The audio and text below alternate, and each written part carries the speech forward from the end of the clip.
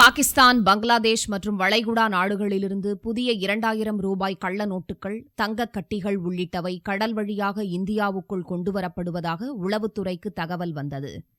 இதையடுத்து 4வது நாளாக நேற்று மும்பை, கொச்சின், சென்னை உள்ளிட்ட துறைமுகங்களில் சுங்கத்துறையினர் தீவிர சோதனையில் ஈடுபட்டனர்.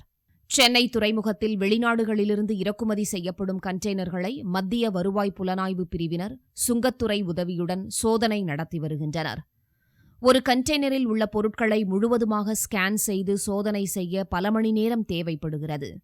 ஸ்கேனர்கள் எண்ணிக்கை குறைவாக இருப்பதால் தேக்கமடைந்துள்ள கண்டெய்னர்களை விரைவாக சோதனை செய்ய முடியாத சூழல் ஏற்பட்டுள்ளது.